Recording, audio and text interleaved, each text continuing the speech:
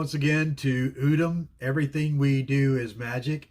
This is where we try to take the supernatural, the esoteric, the weird, the woo, and bring it down into basic, simple, understandable ideas. And that was, I guess, the goal, the aim of those who've written spiritual texts throughout throughout the history, and that's whether they're formalized spiritual texts or even in the case of fiction, there are fictional works that serve as spiritual texts because again, if it existed in someone's imagination, it actually existed, and that comes down to again what our definition of magic is. Magic is, as we define it, the use of your will to create your desired world, the desired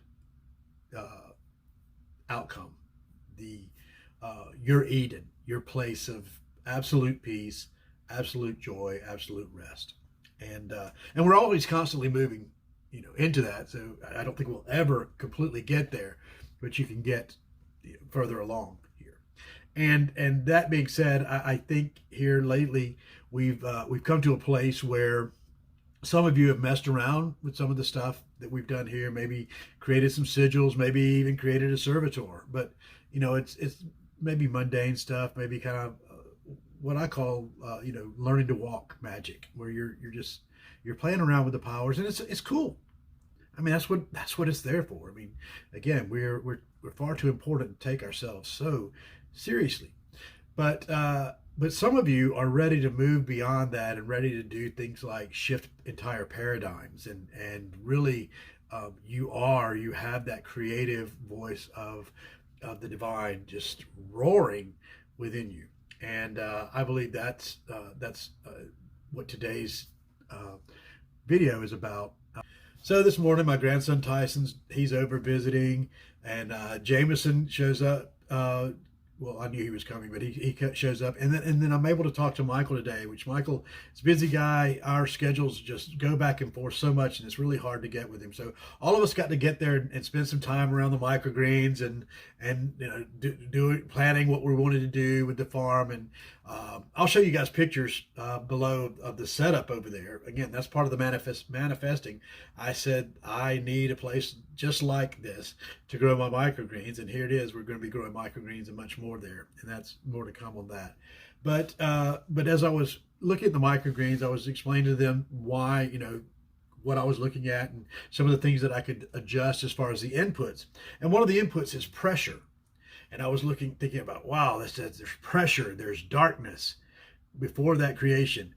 How much is that like something I just heard about this week? I was reading an article on an event horizon.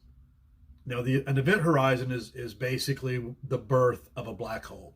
And black holes are these, if you just basic understanding of quantum physics and the quantum theories is that a black hole is basically this void where nothing can exist within.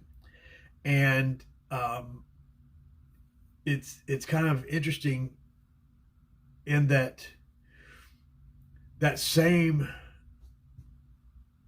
requirement on a smaller scale is necessary for the seeds to start again. Darkness, pressure, kind of a snuffing out of life.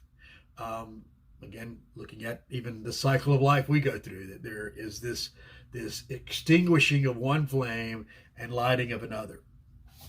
But in the past few weeks, I've been looking at the esoteric meaning behind a lot of the scriptures, the passages from the Tanakh and from the New Testament. And one of those is in the very first verse of the Tanakh. It says, "In the beginning of God's creating the heavens and the earth." This is the part you want to listen to. "When the earth was astonishingly empty, with darkness upon the face of the deep." Now, as I've said before, a lot of what's written in religious texts is simply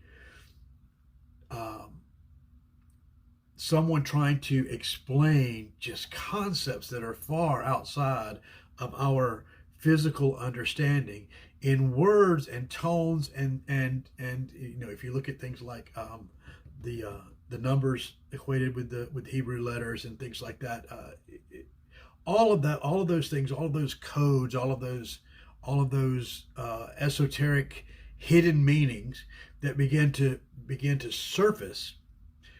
Well, that's all well and good and all pretty interesting, you might say, but what does that have to do with really manifesting things like paradigm shifts, like shifting in whole realms of reality?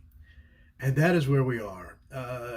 Whenever you begin to, down this path and you start actually doing things and believing for things, a lot of times right before a manifestation, there will be this period of extreme pressure. Hello, microgreen seeds. Extreme discord, extreme chaos. And it will seem like everything is falling apart. And generally that's a cleansing or a pruning type stage, but it's also a stage where we lose our desire for the outcome. Why is it so important that we lose our desire for the outcome? Because the desire for an outcome represents the mindset that we have not yet received it. As I was explaining to my grandson Tyson last night, we live through our experiences in the past. Everything that has happened, everything I experienced, the clapping of my hands, snapping of my fingers, movement of my hands, because it doesn't register until a nanosecond after it has already happened. This physical body is set up to live in the past. This physical body is, as Schrodinger's cat, alive and dead. We're on the precipice. We're constant, because we never know, except looking back when it has happened. It's over for us. But the soul within us, the real us, the real divinity within us lives in the present, and is the only present. And as we begin to operate with that mindfulness and that thoughtfulness, that the thoughts that I send out they go forth, and they, like a ship's prow cutting through the waves, that they begin to move, and the vibrational forces begin to manipulate the very atomic structure itself. And so that place of chaos is necessary, because what we want to bring out of that into our creation is the pure light of it, the pure light that we've been searching, the purest example of that creation. See, darkness is not something that comes on, even though we say it in that way. Darkness is actually the receding of light to the point of no light. But light always can intensify. Light always can brighten. And so what happens is we have to have this place that's devoid of all the light that we bring forth before, the light of our memories, the light of our family history, the light of things we were indoctrinated in, that we're taught things of emotional traumas, emotional injuries, all those things that we think are light, but are really dim in comparison to the true light. They have to kind of evacuate. And that's what that time of chaos, that's what that time of turmoil, that is the event horizon.